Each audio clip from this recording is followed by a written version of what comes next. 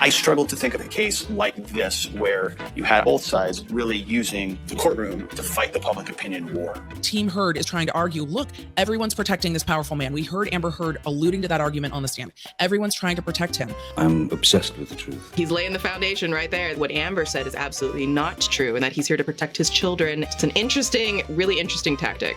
He holds up this bottle. You know, I'm saying, did you drink this whole thing?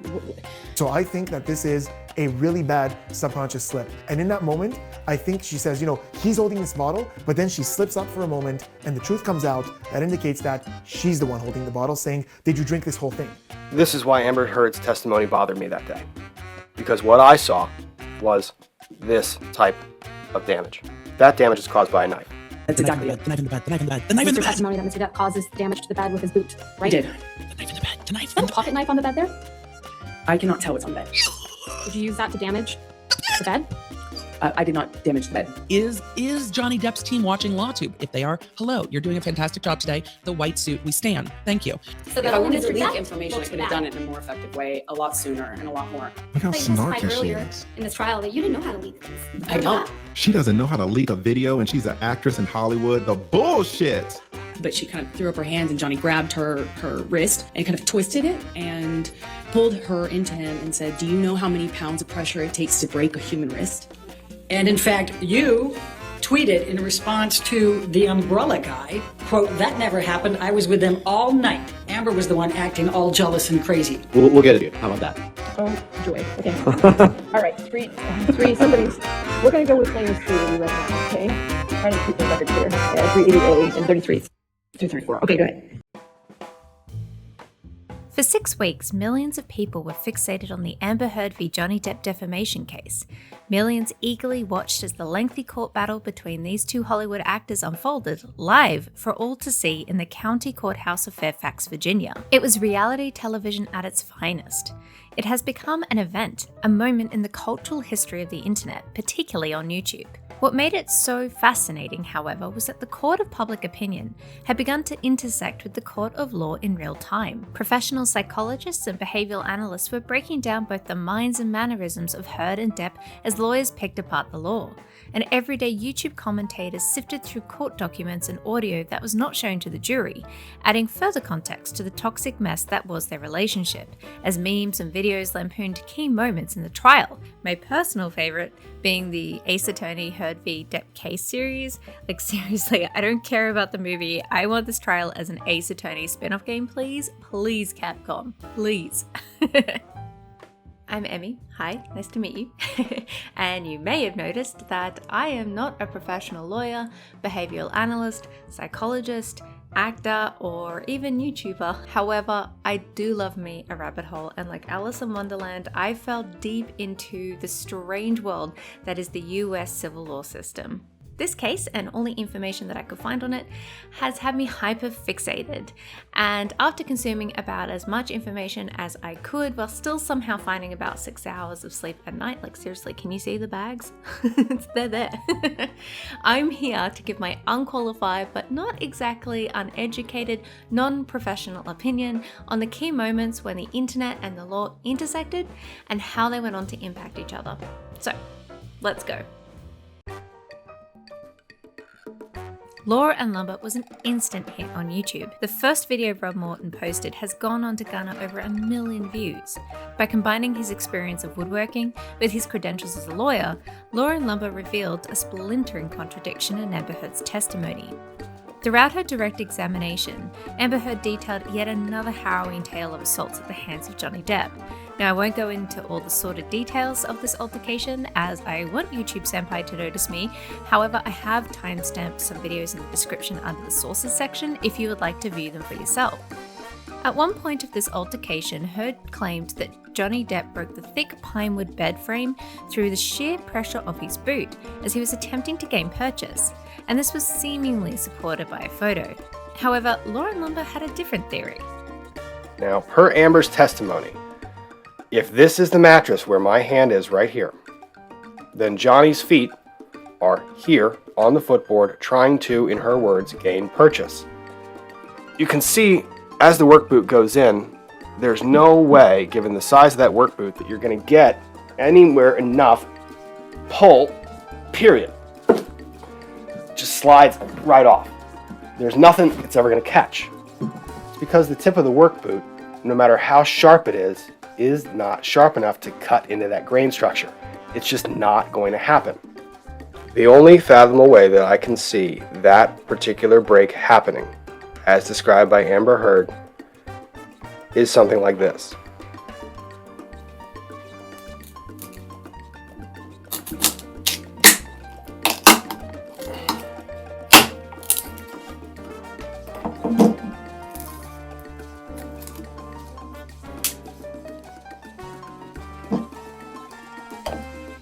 The sharp knife is the only thing that can penetrate the grain in order to cause that split.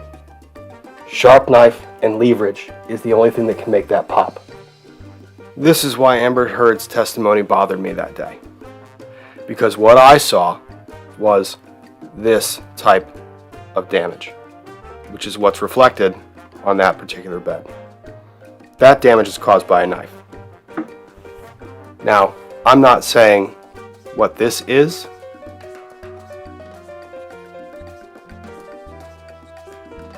I'll leave that for the judge, the jury, and the trial attorneys to decide if they want to argue that point.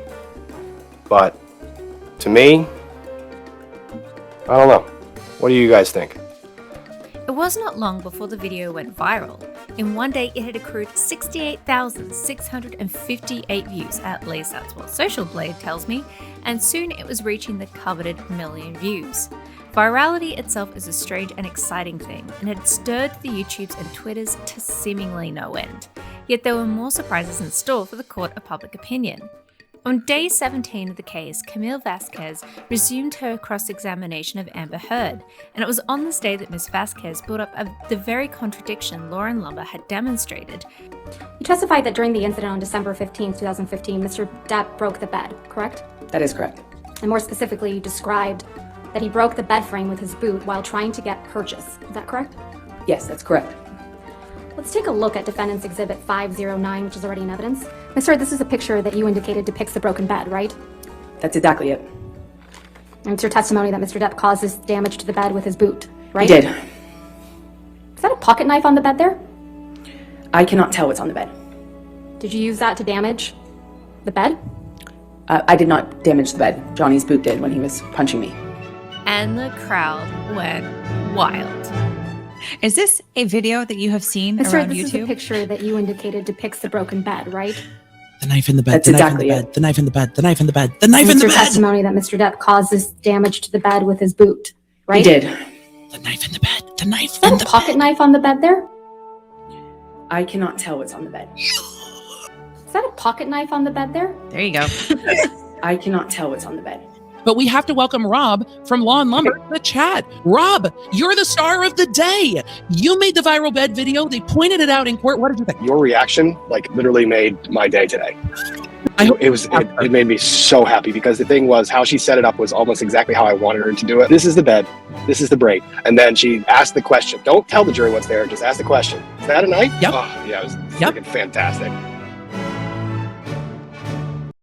This was one of the movie-making moments of this trial, and it served to validate the internet that the attorneys were not only watching what was happening, but they were listening. It was now crystal clear that the court of public opinion had entered the chat, and what they were saying could potentially have an impact on the direction of this case. After each side had a chance to present their evidence, they were permitted to bring forth rebuttal witnesses. Now, this included experts who had taken the stand previously, more experts to challenge evidence that had already been brought forth, and new witnesses who had further information surrounding the key incidents brought up throughout the course of this trial. Johnny Depp's legal team had such witnesses, in part because of the widespread broadcasting of this trial on social media. And whilst we cannot be sure to what extent they swayed the outcome of this case in the eyes of the jury, these witnesses proved to be one of the more marked examples of how the internet and the law were intersecting in real time. On day 19 of the trial, Ms. Heard brought forth the director of the Berkeley Research Group, Rob Schnell, as an expert witness.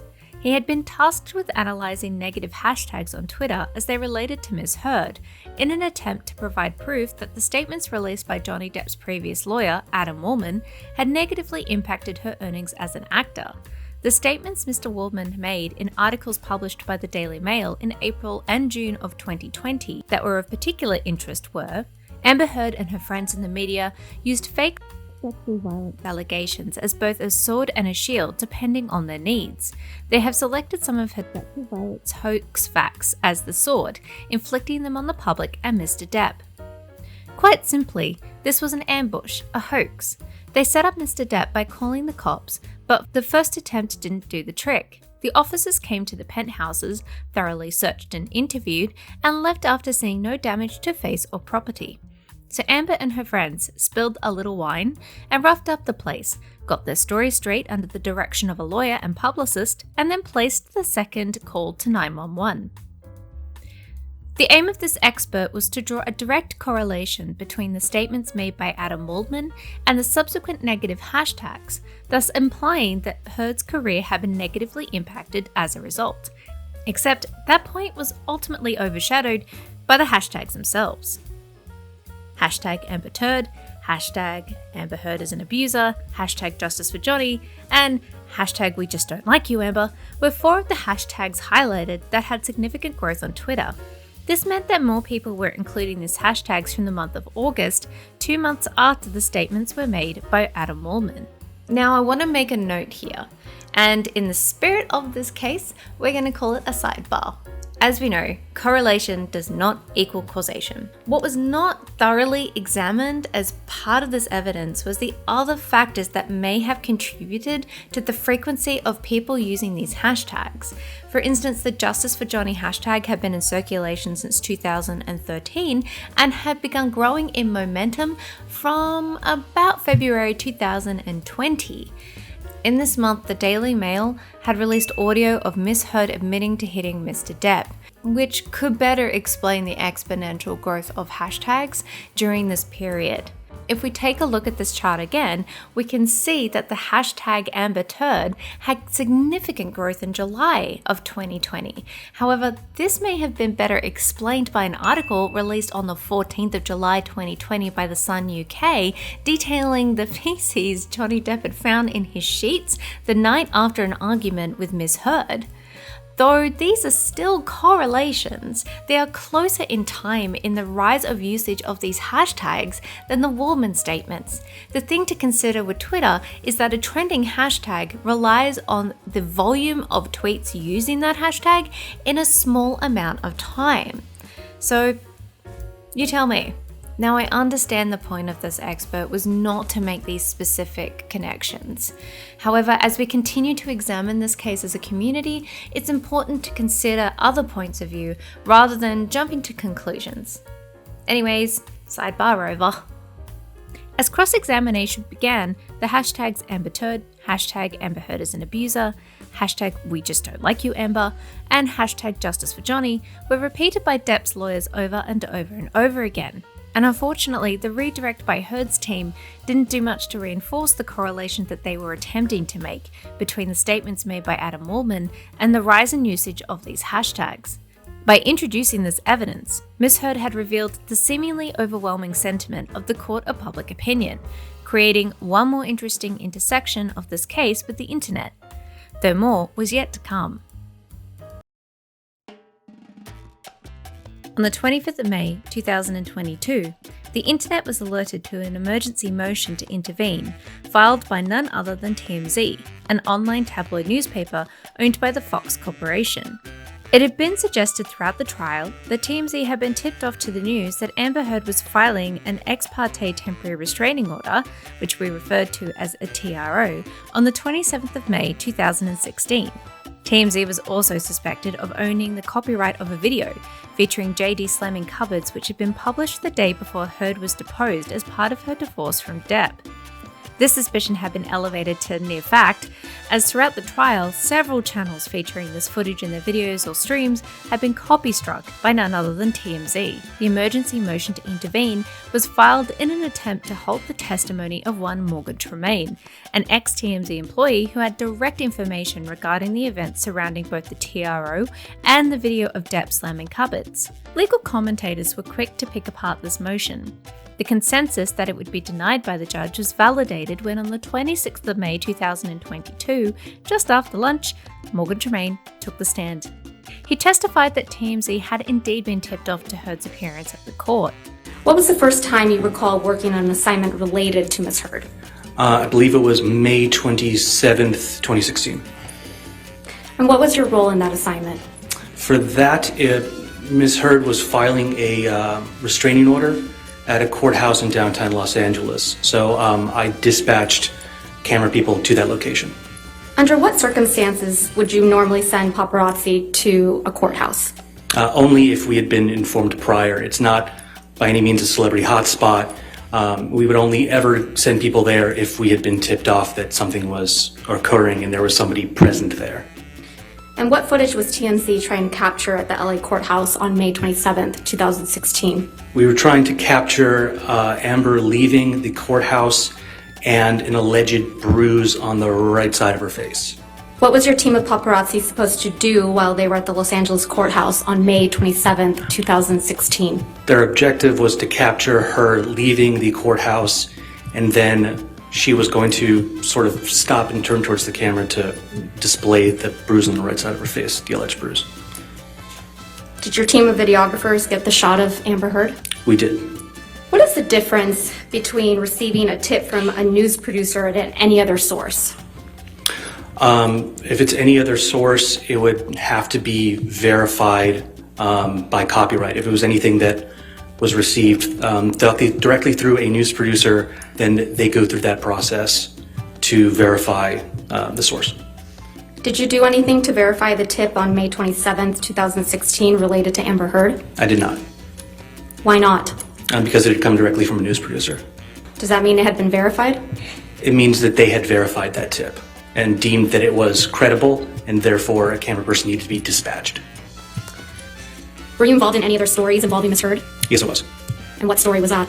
On the 12th, we received a video depicting Johnny Depp slamming some cabinets that was captured by Ms. Heard.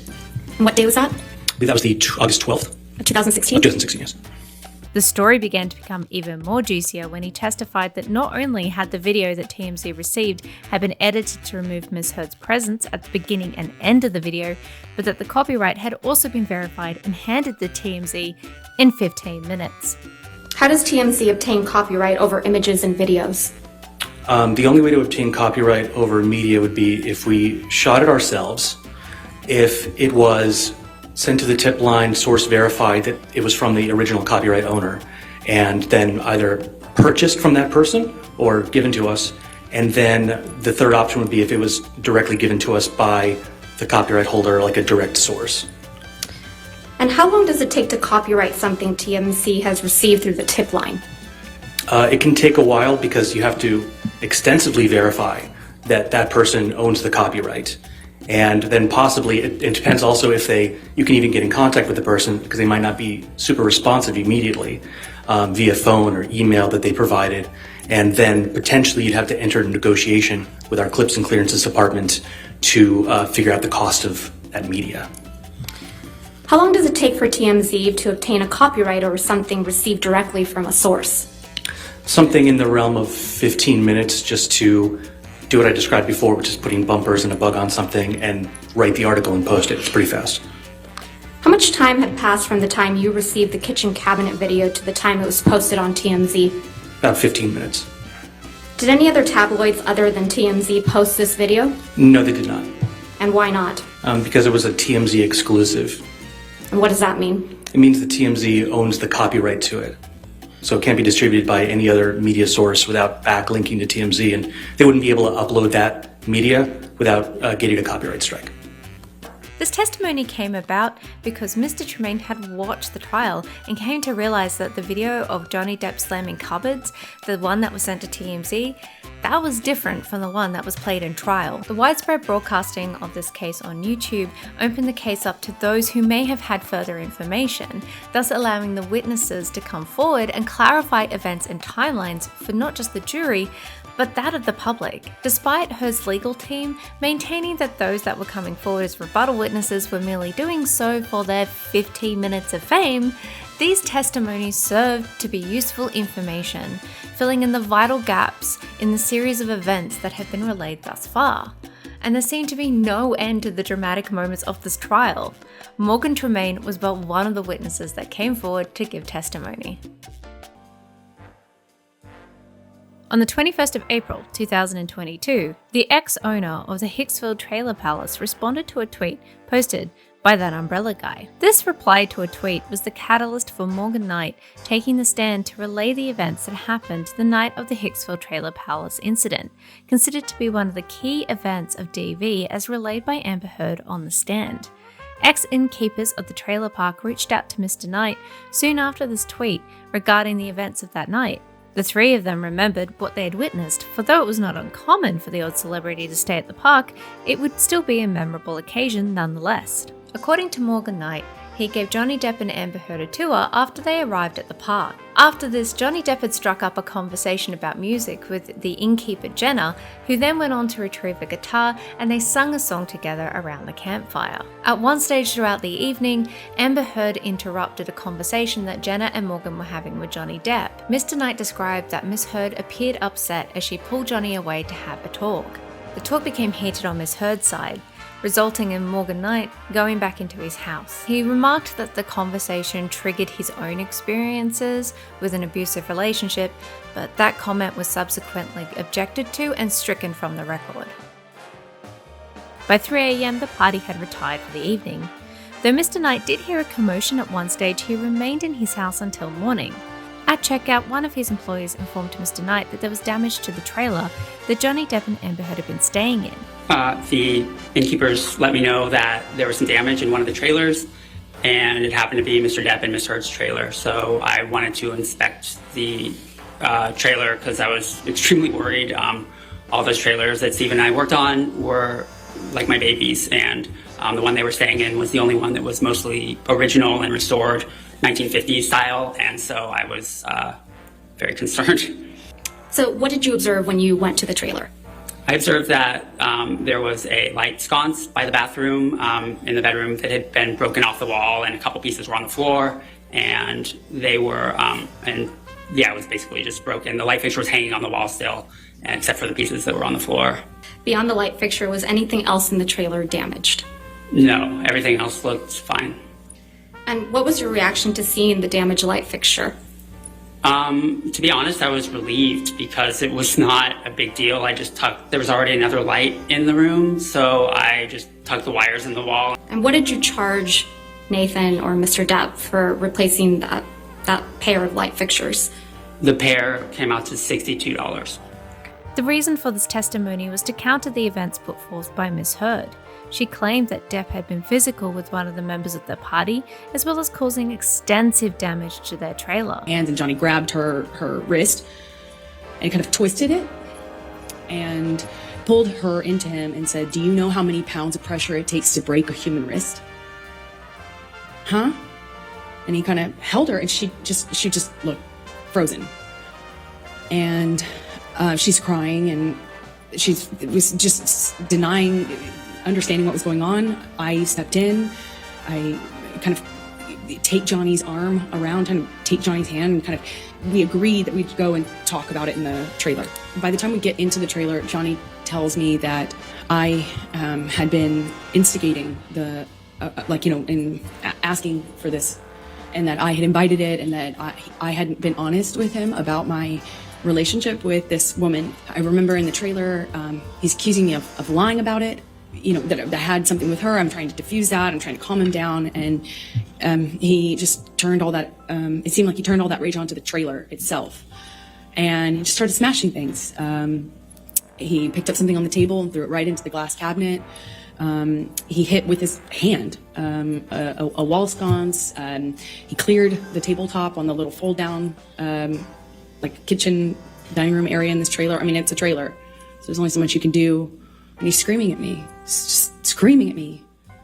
How often do light fixtures in the trailers break? They break pretty often. I mean, it's not like a usual thing, but things in the trailers generally get broken because it's all vintage trailers, and I would say as much as every couple weeks there's some incident of damage in one of the trailers. Beyond the light fixture, was anything else in the trailer damaged? No, everything else looks fine. In fact, we have something we call a piggy fee that we address to guests, that if there's anything what we call inconsiderate or unusually large messes, we charge them extra for it for a $25 an hour cleaning fee, but they did not receive one of those because everything outside of light fixture looks fine. Whilst we'll never truly know the extent to which the jury believed one account over the other, what is clear is that had the trial not been watched and commented on within the online sphere, this account of the Hicksville incident most likely would never have been brought forward. Once again, the internet and the law as it pertained to this case intersected, resulting in further evidence being brought forth that may have otherwise never seen the light of day.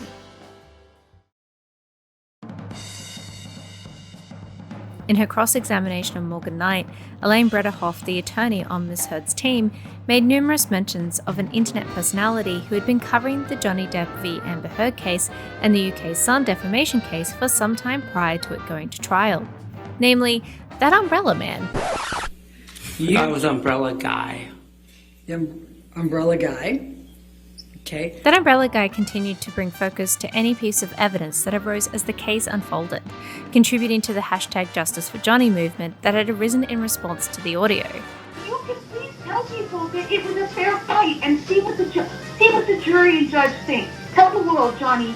Tell them, Johnny Depp. Johnny Depp, man, I'm a victim too of domestic violence, and Yes. it's a fair fight. And see how many people believe or side with you. Though Miss Brederhoff may have gotten the name wrong a few times, her attempt to link a rebuttal witness to that Umbrella Guy's implied influence was yet another intersection of the online meeting real life. It was an acknowledgement from the Heard camp that not only were they aware of the discourse surrounding his content, but they were also concerned about the wide-reaching impact the internet was having on Miss Heard's character. Ms. Brederhoff's approach to cross-examination was to strongly suggest that those that had come forward were doing so to get their 15 minutes of fame, though this was denied by all the witnesses. The cross-examination of Morgan Knight drew attention to that Umbrella Guy. But who is he? That Umbrella Guy began his YouTube career by covering the wokeness, as he called it, in the comic industry, before branching out into the wider entertainment industry. In February of 2020, he released a video regarding the exclusive from the Daily Mail. The article detailed explosive audio of Amber Heard admitting to hitting Johnny Depp, and if he were to come forward as a victim, no one would believe him. The internet's presence was felt in court as it pertained to the internet's perception of Miss Heard's credibility and strength of character. This was in no small part a result of Miss Heard's team calling attention to the trending hashtags that were negative towards Miss Heard, the rebuttal witnesses that came forward as a result of evidence being presented, and the online accounts that focused on the discourse surrounding this case. Yet the arena in which this was being broadcasted to, YouTube, was also being largely impacted by the case, as millions around the world tuned in to find coverage of the case as it unfolded in real time, and previously niche communities were suddenly thrusted into the spotlight. This cultural event of a trial had a substantial impact on the YouTube community. As these intersections of the law and the internet arose, commentators across a broad spectrum of interest were there lending their expertise to the proceedings. One community emerged as the leading commentators of events, namely the LawTube community. Channels such as Legal Bites held long-day live streams featuring a panel of lawyers, all bringing their expertise to the discourse surrounding the case. There was a lawyer for every season, it seemed. YouTubers such as Rob from Law & Lumber, Runkle of the Bailey, and DUI Guy took shifts as flies on the wall in the courtroom, reporting back to channels such as Emily D. Baker, the aforementioned Legal Bites, and other streams with their observations of the jury. Another attendee, James from Court, got his start on the internet with this case after being shouted out by their court companions. Like a YouTube channel started or whatever, I'm like, I'm gonna go take these notes because I hear Emily and Alita talking about how they don't really know what the jury was like, and I was like, well, why not? I'm basically in the area. I'm driving right through DC. I'll go and see what it's like. So that's what I did. And I've said this on Twitter too, but like at first I was just sending in super chats to Emily D. Baker, like, hey, like this is actually what's happening, like whatever, like this is what's going on. So yeah, I had no intention of doing this. So whatever y'all want, it's for everyone. Whatever you guys want me to report on, I'll report on. This gavel-to-gavel coverage of new media outcompeted the old media channels such as CNN, Court TV, and the other mainstream outlets covering the case. Emily D. Baker, for instance, experienced exponential growth over the course of this trial, reaching a peak of over 150,000 people in one of her streams alone. This community's ability to provide ad-free commentary from the perspective of lawyers was one the internet was seemingly drawn to. It was a unique opportunity to see how the court system worked with regards to the civil law, seemingly demystifying the process as the lawyers broke down what was happening in real time. This, in my opinion, was one of the most important aspects of this cultural phenomenon. For lay people, court can be an intimidating place. Legalese is a completely different language, often prohibiting those outside of that system from truly understanding the nuances of the law. There arose an appreciation of knowledge and skill required to be an effective lawyer. It was also an opportunity to consider the law versus what was fair. The Johnny Depp v. Amber Heard case was unique insofar as there was enough money for this to be held in a public arena like this. Unfortunately, not all cases get this level of coverage. Most civil cases settle, though it may be a while before we see a trial as captivating as this one again. That does not mean that the broadcasting of cases on YouTube has ceased. In fact, it had been going on prior to this case and will no doubt continue into the future. By airing legal proceedings such as these for all to see, it allows for unexpected intersections between what happens outside of the court and what unfolds inside. And I don't see that as a bad thing. Transparency allows for understanding and further education. Of course, this is a case-by-case basis. However, it is an interesting point to consider. Though there are many more motions to consider now that the case is concluded, the communities that covered it continue to break down the law, commentate on the behavior and motivations of those involved, and for scrubs like me, explore the impact that this trial has had on this platform. In my non-professional opinion, the growth that was experienced by these channels covering the Depp v. Heard case is a strong indication that there has been a shift from the mainstream media to individuals providing fresh takes on topics such as these. Process and views are without artifice, allowing for those on the other side of the screen to get information from a variety of sources and opinions at their own pace. I believe there was more to gain by making this case public rather than keeping it behind closed doors. Millions around the world got a front row seat into how the US civil justice system works. It removed the veil, and through the passion of those that have been and are still practicing law, it proved to be one of the most instructive, intensive, and important legal studies class that the internet could have taken.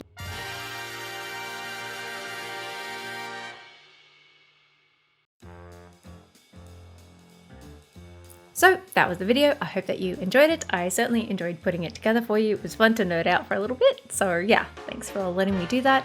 And let me know what you think. Do you think that the internet impacted the jury's decision now that we have the verdict, or do you think it didn't make that much of a difference? Let me know what you think in the comment section below. If you like news on where my next video is coming out and how that's progressing. Also, if you want to maybe tweet some topic ideas that you would like to see, you can also comment that below, or check out my Twitter, again, description below. I also have an email in my About tab that you can use to email me suggestions on what you might like to see. So thank you so much again for watching this video. I really appreciate it. Don't forget to like and subscribe if you do. And I will see you in the next essay video hopefully soon. Thank you so much for joining me. Bye!